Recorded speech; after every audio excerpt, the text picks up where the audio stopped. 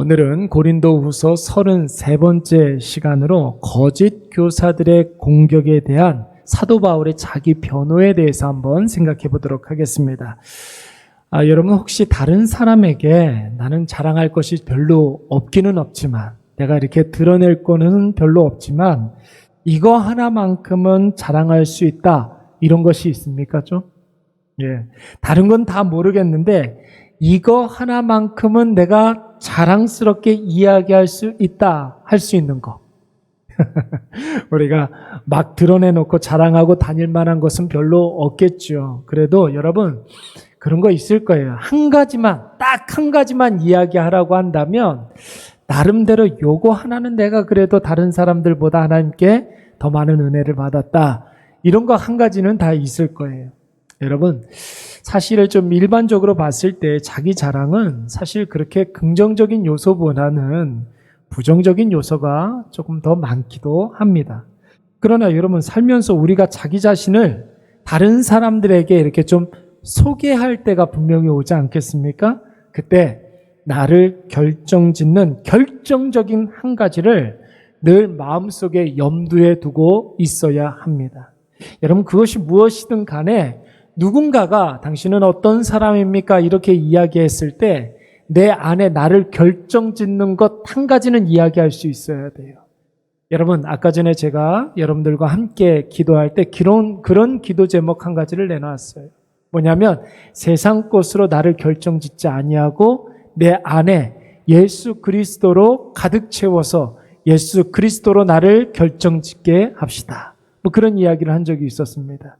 여러분 누군가가 우리에게 당신은 어떤 사람입니까? 이렇게 물어보면 여러분 늘 우리 마음속에 숨쉬는, 살아서 역사하시는 예수 그리스도를 늘 담대하게 전파하고 또한 소개해야 할 줄로 믿습니다. 그래서 저는 베드로전서 3장 15절 말씀 굉장히 좋아해요. 우리 다 같이 한번 읽어볼까요? 시작. 너희 마음에 그리스도를 주로 삼아 거룩하게 하고 너희 속에 있는 소망에 관한 이유를 묻는 자에게는 대답할 것을 항상 준비하되 온유와 두려움으로 하고 그랬어요. 여러분 당신은 어떻게 그렇게 소망 가운데 있습니까? 당신은 어떻게 그렇게 평안할 수 있습니까? 누군가가 우리에게 질문했을 때 늘 그 질문에 대한 답을 준비하고 있어야 한다라는 것이죠. 여러분 이때 중요한 게 무엇입니까? 사람 앞에서는 온유함으로 하고 하나님 앞에서는 자기 자신을 드러내지 아니하도록 하나님께 영광이 되도록 두려움으로 그 모든 일들을 해야 될 줄로 믿습니다. 여기서 말하는 두려움이라는 것은 하나님을 경외하는 마음이겠죠. 온유함이라는 것은 사람들을 사랑하는 그런 마음이겠죠. 그래서 여러분 우리 주변에 있는 많은 사람들의 생명을 위해서 예수 그리스도에 대해서 결정적인 순간에 우리가 증거해야 할 그 날이 분명히 올 텐데 예수에 관한 분명한 그런 우리만의 갖고 있는 그런 간증들이 있어야 될 줄로 믿습니다. 여러분 고린도후서는 처음에 시작부터가 고린도 교회 내에 여전히 잔존해 있는 거짓 교사들에 대해서 사도 바울이 자기 자신을 변호하기 위해서 사실은 이 고린도 후서를 썼습니다. 여러분 고린도 교회에 두 가지 문제가 있다고 그랬죠? 어떤 문제였습니까? 내부적으로는 거짓 교사들이 굉장히 많아졌습니다. 그러니까 오늘도 본문에 나와 있는데 다른 예수, 다른 복음을 증거하는 사람들이 있었어요. 사도 바울이 그 교회, 고린도 교회를 떠나자마자 거짓 교사들이 조용히 이 고린도 교회에 잠입하여서 선량한 성도들을 선동하는 그런 일들이 있었습니다. 외적으로는 고린도에 패역하고 이 간악한 그런 문화들이 교회 안에 들어오기 시작했어요. 그래서 내부적으로는 거짓 교사들이 문제였고 외부적으로는 세속화의 문제가 분명히 있었습니다. 여러분 세속화는 말씀이 분명하기 때문에 분명한 기준이 있어요.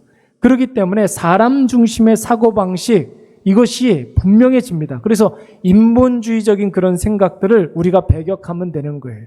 인본주의 세 가지 제가 여러분들에게 늘 말씀드리는 거 있지 않습니까? 인본주의의 세 가지 대표적인 거. 물질주의, 거대주의, 눈에 보이는 것만 따르는 것. 세 번째, 편의주의, 편하고 쉽고 빠른 것만 따르는 것. 이게 바로 세속화, 인본주의의 세 가지입니다. 그런데 여러분, 거짓 교사들은 여러분 어떻습니까? 헷갈려요, 사실은. 교회 안에 가만히 들어온 신천지 같은 사람들, 이단 사이비 같은 그런 사람들, 사실은 처음부터 우리가 딱 알아볼 수 있기가 참 그렇게 쉽지는 않습니다. 그래서 여러분, 그럴싸한 말로 그 자리에 없는 사도 바울을 이 거짓 교사들이 몰아세우니까 고린도 교회 성도들이 거기에 선동될 수밖에 없었던 것입니다.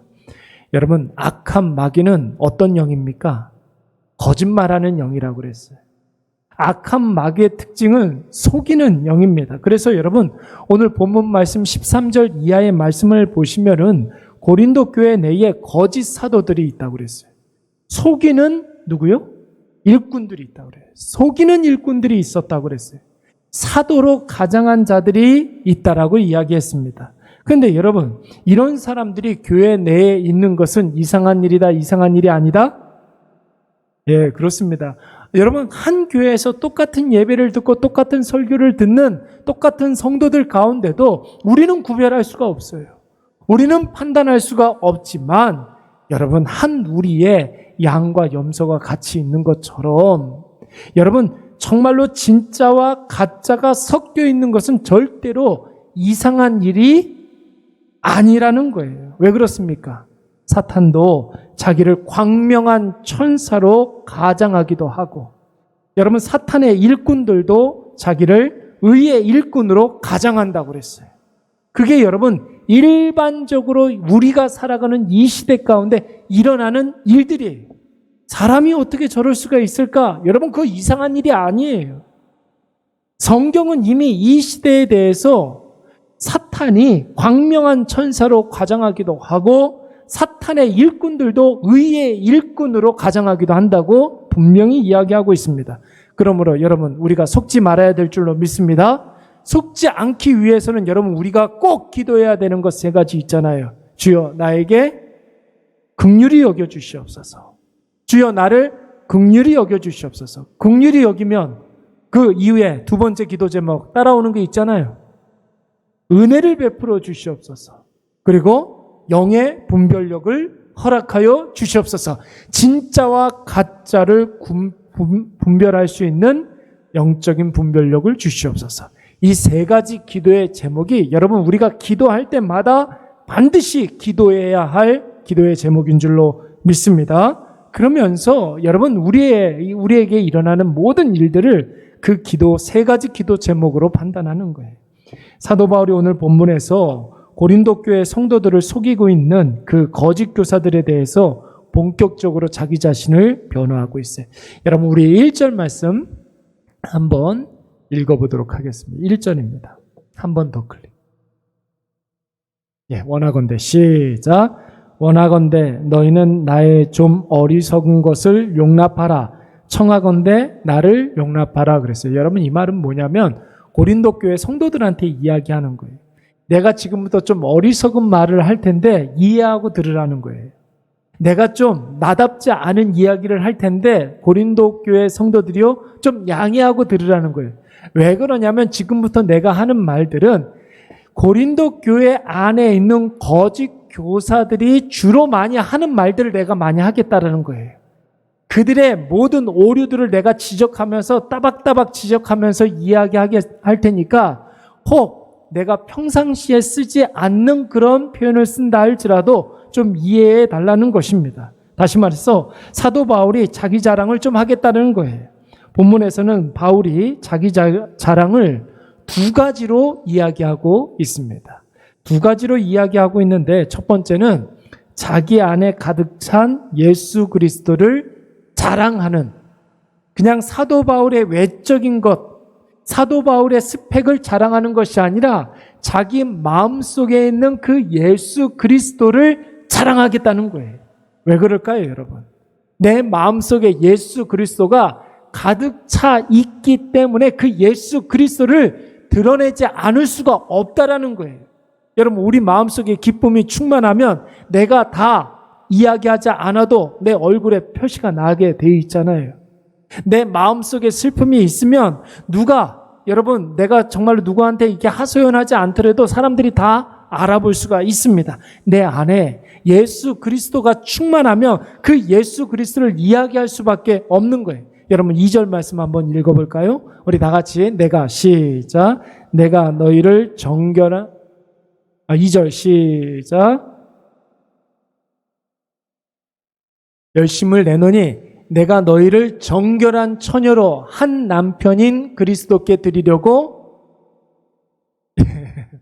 재밌는 표현이 나오죠? 사도 바울이 지금 중매쟁이가 됐다라는 거예요. 누구를 소개시켜 주려고? 예수 그리스도를 남편으로 고린도 교회에 소개시켜 주려고 내가 중매쟁이가 되겠다라는 거예요. 예수 그리스도를 자랑하겠다라는 것이죠. 여러분들 가운데 중매 결혼하신 분들이 있습니까? 중매 결혼. 요즘은 결혼 정보 회사가 굉장히 많지만 옛날에는 중매인, 매파 이런 사람들이 좀 있었던 것 같아요. 그래서 우리 부모님 세대는 좀 이렇게 중매 결혼하시는 분들이 꽤 많았었던 것 같습니다. 장 집사님은 연애입니까? 중매입니까? 예? 둘이 만났슈. 그러시오? 그래요? 이순혜 권사님은 혹시? 중매예요. 그래요.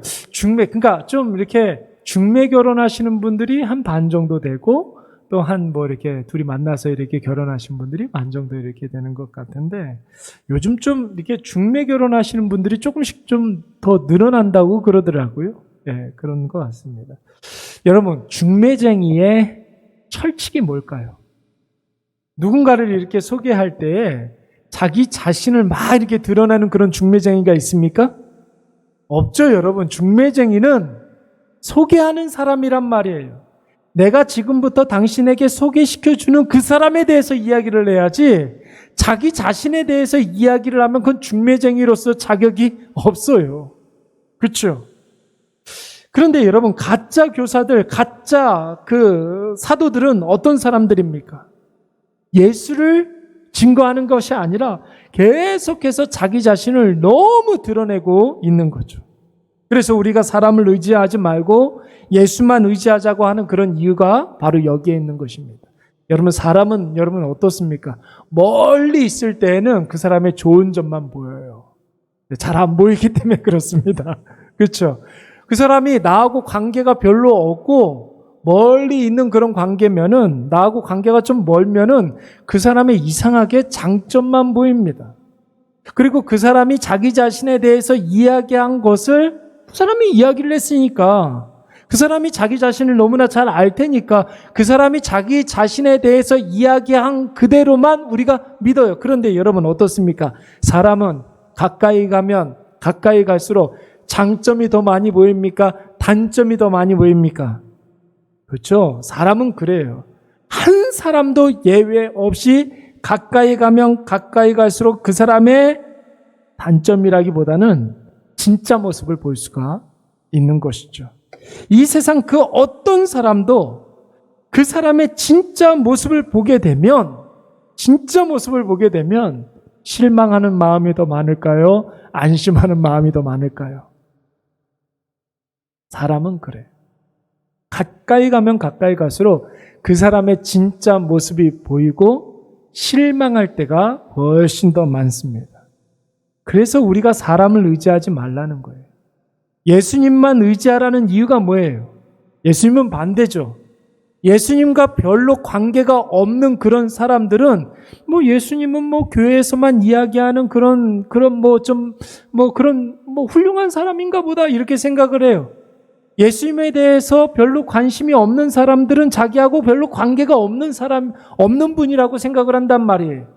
근데 예수님을 어느 날 우리가 인격적으로 만나고 예수님을 믿게 되면 예수님께 더 가까이 가면 가까이 갈수록 예수님에 대한 기쁨이 더 어떻게 됩니까? 커지는 줄로 믿습니다. 예수님과 더 밀착되고 더 긴밀해지면 거기에서 오는 기쁨, 거기에서 오는 감사가 더욱더 커지게 되는 것이죠. 그렇기 때문에 여러분 사람의 말에 귀 기울이지 말고 예수 그리스도께서 오늘 나의 마음 가운데 나의 영의 귀에 세미한 음성으로 말씀하시는 그 말씀에 귀 기울이시기 바랍니다. 사람 말을 들으면 흔들리게 돼요.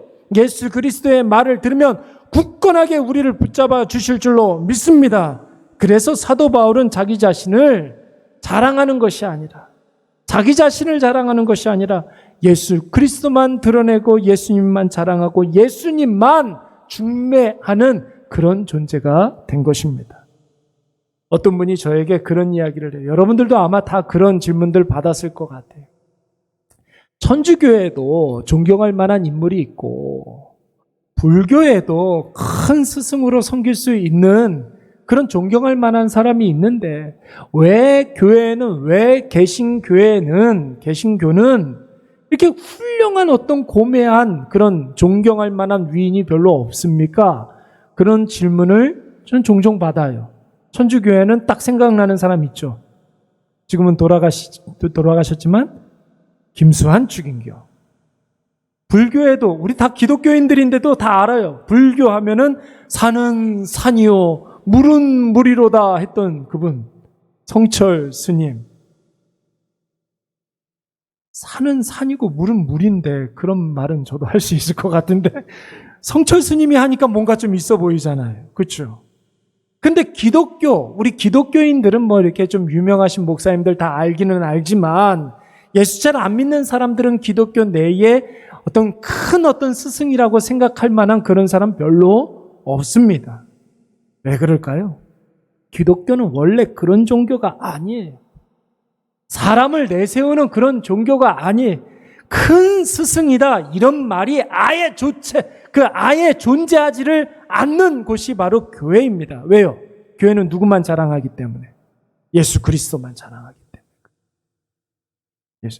어떤 교회 가보니까 어떤 성도가 그런 말 하는 걸 좀 들어봤어요. 제가 이렇게 저도 모르게 웃었는데 아무개 목사님은 큰 목사님이고요. 그 다음 목사님은 작은 목사님이고 그 다음 목사님은 더 작은 목사님이래요. 목사님이 큰 목사님이 있고 대장 목사님이 있고 쫄병 목사님이 있습니까? 교회는 그런 곳이 아니에요. 사람을 드러내는 그런 곳이 아니에요. 교회는 누구만 드러내는 곳입니까? 누구만 자랑하는 곳입니까? 누구만 중매하는 곳입니까? 예수 그리스도만 드러내는 곳이지요. 우리 사랑하는 일회교회는 예수 그리스도만 드러내고 예수 그리스도만 자랑하는 우리 사랑하는 주님의 교회가 되시기를 간절히 축원합니다. 성경에 여러분 잘생긴 사람들 몇 명 등장해요. 성경에 잘생긴 사람이다 하면은 어떤 사람 생각할 수 있을까요? 용모가 빼어났다. 요셉. 그래요. 용모가 빼어나고 아름다웠다. 그랬어요. 요셉에 대해서. 또 용모에 대해서 이야기했던 사람 삼손 있잖아요. 삼손. 마노아에게 삼손에 대해서 주의 사자가 뭐라고 그랬느냐면 하나님의 사자와 같다. 그렇게 이야기했어요. 용맹스러울 것이다. 그렇게 이야기를 했어요. 사울은 여러분 어떻습니까? 젊고 용모가 붉고 아름다웠다. 어깨 위에 머리가 하나 더 있었다. 그랬었단 말이에요. 사울에 대해서는. 그러니까 얼마나 멋있었을까요? 그렇죠? 그런데 여러분 성경에서 외적인 용모를 굉장히 극찬했던 한 사람이 있었는데 다윗의 아들 압살롬이라는 사람이 있었어요. 여러분 그의 용모가 얼마나 훌륭했는지 준수했다, 빼어났다, 아름다웠다 이런 표현을 계속해서 씁니다. 그런데 여러분 압살롬은 외모만 그렇게 뛰어났던 사람이 아니었어요. 말도 얼마나 달변이었는지 모릅니다. 그래가지고 성경은 압살롬에 대해서 말하기를 백성들의 마음을 훔친 사람이다 그렇게 이야기를 했어요. 백성들의 마음이 왜 그 압살롬한테 갈 수밖에 없었을까요? 보이는 비주얼이 너무너무 아름다웠고 들리는 말이 너무너무 달콤했기 때문에 그런 거예요. 그러면 여러분 백성들의 마음을 압살롬이 훔쳐갔대요. 원래 누구 건데? 하나님의 것인데. 외적인 것으로 백성들의 마음을 훔쳐갔던 것이죠. 그래서 압살롬은 도둑놈이에요. 압살롬, 도둑놈. 백성들의 마음을 훔쳐간 사람. 반면에 여러분 사도 바울을 한번 보세요. 사도 바울은 여러분 성경에 이렇게 간혹 가다가 사도 바울의 외적인 그런 모습들을 유추할 만한 그런 말들이 종종 나오는데 키가 굉장히 작았다는 거예요. 그리고 머리는 대머리였고 눈썹이 일자 눈썹이었다는 거예요. 이쪽 눈썹하고 이쪽 눈썹하고 이렇게 붙어 있었는데 코가 매부리 코였대요. 그리고 다메섹 도상으로 이렇게 가는 길에 빛 대신 예수 그리스도를 만난 이후에 그 눈이 늘 짓물렀다는 거예요. 그래서 여러분 키는 작은데 눈이 잘 안 보이는 거예요. 그러니까 성경을 읽을 때, 율법서를 읽을 때, 구약 성경을 읽을 때 눈을 이렇게 하고 읽어야 되는 거죠. 예. 그러니까 옆에 누군가가 늘 같이 있어야만 하는 그런 상황이었어요. 외모로 볼 때 흠모할 만한 것도 없고 사람들이 주목할 만한 것이 없었습니다. 그리고 이 사람은 늘 여행을 많이 다니는 그런 사람이었기 때문에 행색이 굉장히 남루했겠죠. 그런데 그 안에 누가 가득 차 있었습니까? 예수 그리스도가 가득 차 있었는 줄로 믿습니다. 그러니까 여러분 그가 예수 그리스도를 증거할 때마다 예수의 놀라운 능력이 나타날 수밖에 없었던 것입니다. 그러므로 여러분 우리 안에 예수 그리스도를 자랑하시기 바랍니다. 우리가 세상 것을 자랑하는 것이 아니라 우리의 외적인 것을 자랑하는 것이 아니라 사람들이 볼 때 우와 할 만한 그런 것을 가지고 자랑하는 것이 아니라 내 안에 예수 그리스도의 은혜를 자랑하시고 내 안에 가득 차 있는 충만해 있는 예수를 자랑하시고 예수 그리스도로 말미암아 높이 서 있는 그 십자가를 자랑하시기 바랍니다. 우리가 십자가를 이야기하고 예수 그리스도를 이야기할 때마다 그곳에서 예수의 은혜, 예수의 능력, 예수의 놀라운 기적이 나타나게 될 줄로 믿습니다. 두 번째로 사도 바울이 자랑했던 것 한 가지가 더 있어요. 그건 뭐냐면은 성령의 인도하심을 자랑했다라는 거예요. 엄밀히 말하면 성령을 자랑했는데 성령의 인도하심대로 순종하면서 살았던 그 삶을 자랑하고 있습니다. 성령의 인도하심대로 순종한 삶을, 자기의 삶을 자랑하고 있다라는 거예요. 여러분, 고린도 교회에 잠입한 그 거짓 교사들은 사도 바울에 대해서 공격을 할 때, 여러분 지금 사도 바울이 그 고린도 교회에 없습니다. 그 사람이 없는 자리에서 거짓 교사들, 거짓 사도들이 고린도 교회 성도들을 사도 바울을 모함하고 욕하는 거예요. 근데 아주 시시콜콜한 것까지도 다 트집을 잡고 문제를 삼았습니다. 어떻게 사도라는 사람이 그럴 수가 있는가? 사도 바울이 정말 사도가 맞는가? 이런 것을 가지고서 모든 부분들에 대해서 사도 바울 없는 자리에서 사도 바울 뒤에서 이야기를 했던 거예요. 특히 어떤 것이 나오냐면 오늘 본문의 말씀에 보니까 사도 바울이 고린도 교회에 복음 전파를 위하여서 혹은 설교를 하는 데 있어서 혹은 교회를 운영하는 데 있어서 여러분 비용이 발생할 거 아니에요. 그렇죠? 사도 바울이 복음을 증거하는 데 있어서 교회를 운영하는 데 있어서 비용이 발생하는데 이 비용을 고린도 교회에서만큼은 청구하지를 않아요. 왜 그랬는지는 모르겠어요. 아마 사도 바울이 천막을 짓는, 천막을 만드는 그런 자비량 선교를 했기 때문에 자기가 경제 활동을 고린도 교회에서는 그렇게 했기 때문에 아마 비용을 청구하지 않았던 것 같아요. 또 한 가지 이유는 무엇이냐면 마게도냐 지역에 있었던 사도 바울을 후원하는 사람들이 있었어요. 마게도냐 지역의 교회들, 어떤 교회들이 있었을까요? 빌립보 교회, 데살로니가 교회, 베레아 교회, 이런 교회들이 마게도냐 지역에 있었던 교회들이거든요. 여러분 빌립보 교회는 어디에서 누구네 집부터 시작되었습니까? 누구네 집에서부터 시작되었습니까? 자주색 장사, 옷감 장사, 루디아의 집에서 시작되었다고 그랬잖아요. 루디아는 여류 사업가라고 그랬습니다. 큰 돈을 그럼 버는 사람이었어요. 아마도 빌립보 교회에서는 계속해서 사도 바울을 뒤에서 후원하는 사람들이 있었던 것 같아요. 데살로니가 교회는 그의 신앙적인 모범이 마게도냐뿐만 아니라 그 밑에 있는 지방 아가야 지방에서도 그 신앙적인 모범이 굉장히 훌륭했잖아요. 그래서 데살로니가 교회에서도 사도 바울을 물심양면으로 후원하는 그런 일들이 있었습니다.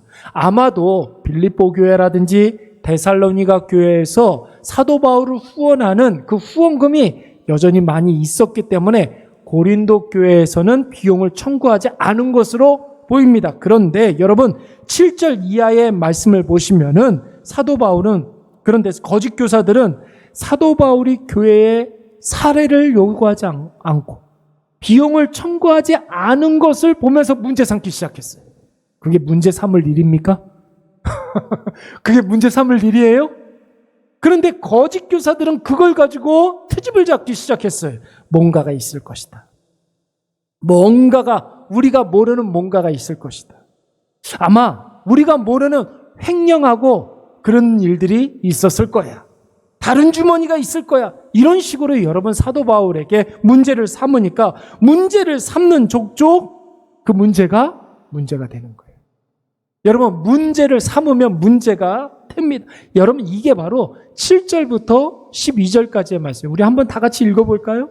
그런 내용을 담고 있습니다. 7절부터 시작.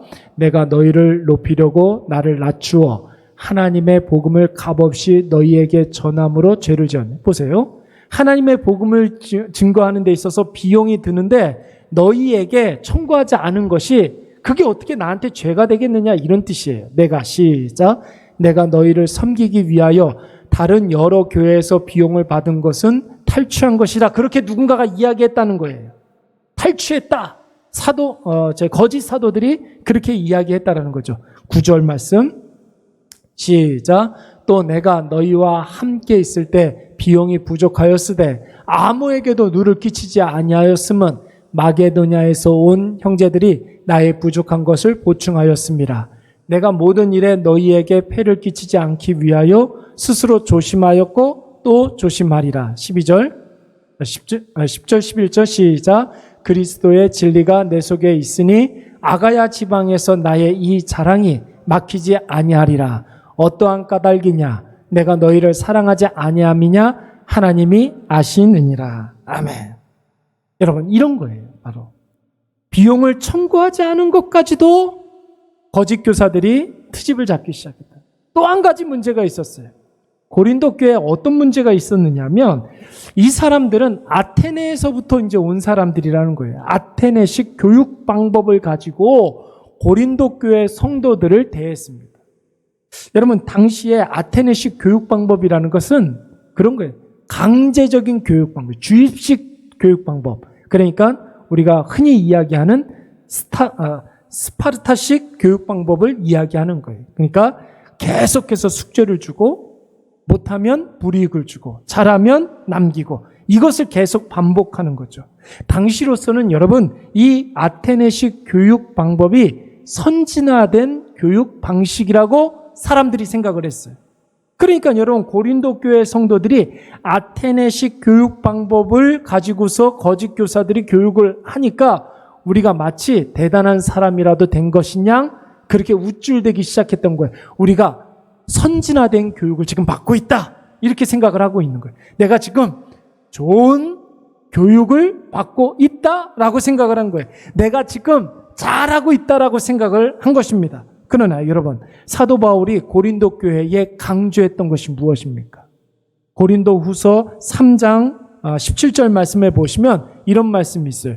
주의 영이시니 주의 영이 계신 곳에는 뭐가 있다고요? 자유가 있는 거예요.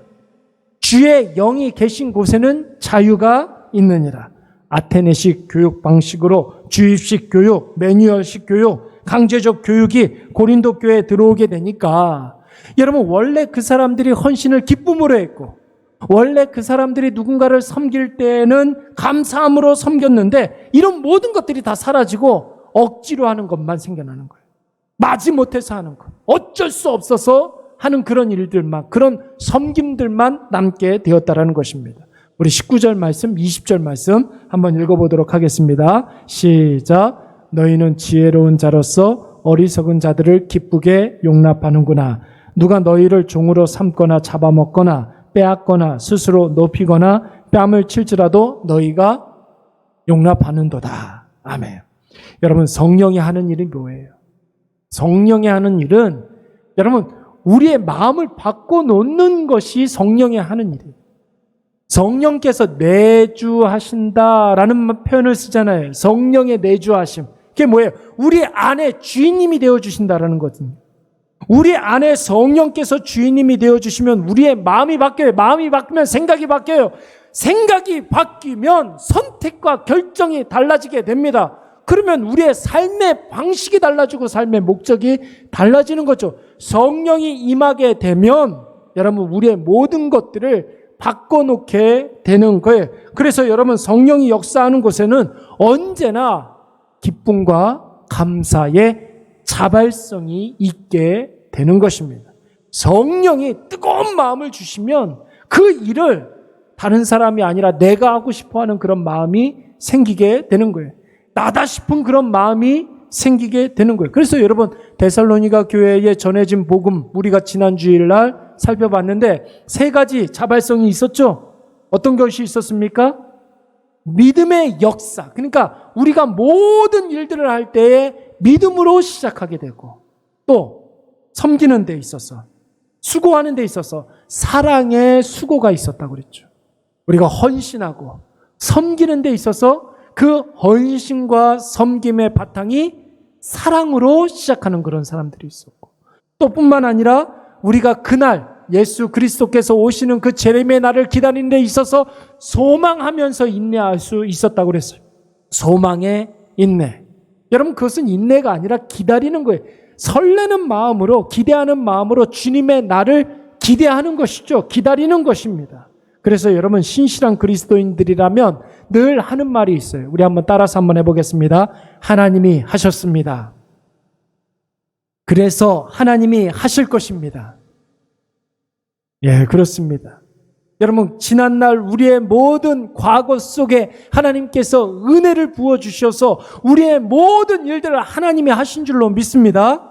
그렇다면 여러분 우리의 앞날 몇 년이 남았는지 모르겠지만 하나님께서 우리의 영혼을 언제 부르실지 모르지만 우리가 살아가는 모든 앞날 가운데 하나님이 하실 줄로 믿습니다. 하나님이 하시리라. 여러분 그 믿음을 가지시기 바랍니다. 아무리 헌신을 했어도 아무리 아름다운 섬김이 있었어도 여러분 그 일을 하신 분은 내가 아니라 누가 하신 거예요? 하나님이 하시는 거죠. 하나님이 하시는 거예요. 사도 바울이 성령 하나님만을 자랑하고 나아갈 때 그곳에 여러분 오해가 다 사라지고 분쟁이 사라지고 오히려 더 나은 것을 사모하는 소망이 싹트게 된 줄로 믿습니다. 여러분 그래서 주님의 영에 임하시게 되면 예수님께서도 그런 이야기를 하셨잖아요. 주님의 은혜의 날이 도래하게 되면 어떤 일이 벌어진다고 그랬습니까? 가난한 사람들에게 복음이 증거되고 보로된 자가 자유를 얻게 되고 뿐만 아니라 눈먼 자가 다시 보게 되고 눌린 자가 자유롭게 되는 놀라운 역사가 일어난다고 그래요. 주의 영이 임하게 되면. 주님의 영이 임하게 되면 다 모든 것이 풀리고 해방되는 놀라운 역사가 임하게 되는 거예요. 어쩔 수 없어서 마지못해 가지고 하는 수 없어서 이런 것들이 다 풀어지게 되는 거예요. 사도 바울 한번 보세요. 제2차 전도 여행을 이렇게 볼 때 자기가 원래 세웠던 계획이 있었어요. 2차 전도 여행을 시작했던 이유는 무엇이냐면 1차 전도 여행 때 내가 사도 바울이 전도했던 사람들이 신앙생활 잘하고 있는지를 확인하기 위해서 제2차 전도 여행을 계획했던 거예요. 그런데 여러분 계획했던 대로 됐습니까? 계획했던 대로 되질 않았어요. 원래 바나바하고 같이 출발하려고 그랬잖아요. 그런데 마가 때문에 대판 싸웠습니다. 사도 바울의 계획대로 되지 않았어요. 그래서 누구랑 같이 출발했습니까? 예루살렘 출신의 실라라는 사람하고 같이 출발하게 되는 거예요. 갈라디아 지역에서만 복음을 증거하려고 했었는데 성령이 사도 바울의 길을 막았대요. 부르기아 지역에 가서 복음을 증거하려고 했더니 이번엔 예수의 영이 허락하지 않았다는 거예요. 그래서 어디로 가야 되나 이렇게 가만히 생각하고 있었는데 여러분 드로아에서 마게도냐 사람들이 손짓을 하면서 우리에게 와서 복음을 증거하라는 환상을 보여주셨어요. 누가 보여주셨습니까? 하나님이 저 사람들에게 가서 복음을 전하라고 우리를 부르신 줄로 우리가 인정하노라. 그렇잖아요. 예수의 영이 임하게 되면 성령이 임하게 되면 여러분, 그 성령이 인도하시는 대로만 가면 하나님의 뜻이 이루어지고 그곳에 우리의 영혼이 쓰임받는 귀한 역사가 일어나는 줄로 믿습니다. 예. 전에 어떤 이렇게 영상을 이렇게 봤는데, 애경그룹의 조서환 대파라는 그런 분이 이렇게 인터뷰를 하더라고요. 제가 이렇게 인터뷰를 하는 걸 이렇게 가만히 이렇게 보니까 분명히 이게 자기가 예수를 믿고 교회를 다닌다는 소리는 안 하는데 왜 그런 거 느껴지잖아요. 예수 믿는 사람 같아, 저 사람 꼭 말하는 걸 이렇게 보니까 그런 느낌이 좀 이렇게 들더라고요. 근데 그분이 20대 초반에 군대에 가가지고 수류탄을 잘못 만져가지고 이 수류탄을 여기에서 터졌다는 거예요. 그래서 오른쪽 팔이 없어요. 근데 그분이 하는 말이 뭐냐면, 만약에 수류탄을 여기서 들었으면 자기는 산산조각 났을 거라는 거죠. 근데 던지려고 이렇게 들었는데 여기서 터졌다는 거예요. 그래서 팔 한쪽이 없어요. 그런데 여러분, 그때부터 자기가 포기하지 않고 내가 어떻게 해서든지 살아야 되겠다라고 생각하고 이 회사 저 회사 이렇게 가가지고 면접을 하는데 자기를 써주는 데가 없더라는 거예요. 근데 딱 한 군데 애경 그 회사에서 자기를 받아줬다라는 거예요. 그때부터 온갖 장애인으로 받는 그 차별을 참고 노력하면서 포기하지 않고 계속해서 자기가 생각하고 꿈꾸는 대로 그 일들을 포기하지 않았다는 거죠. 그러면서 하는 말이 어떤 이야기를 하냐면, 포기하지 않고 그런 말을 했어요. 말하는 대로 되고 생각하는 대로 되고 꿈꾸는 대로 되고 믿는 대로 된다. 이런 말을 했어요. 말하는 대로 되고 생각하는 대로 되고 꿈꾸는 대로 되고 믿는 대로 된. 여러분, 예수 믿는 사람 같죠? 자기의 신조라는 거예요. 그렇죠? 제가 이 말을 듣고 참 감동을 받았어요. 그러면서 제가 어떻게 이 말을 좀 바꿔봤느냐면, 성령이 가르쳐 주시는 대로 말하고 그러면 되는 거예요. 그렇죠? 성령께서 우리의 마음에 강하게 가르쳐 주시는 대로 말하면 말하는 대로 되는 거예요. 성령이 생각나게 하시는 대로 생각하면 그 생각을 성령께서 이루어 주시는 줄로 믿습니다.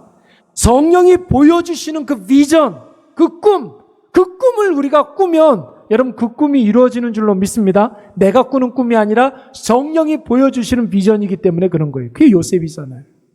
성령이 인도하시는 대로 나아가면 여러분, 반드시 하나님의 놀라운 역사가 일어나는 줄로 믿습니다.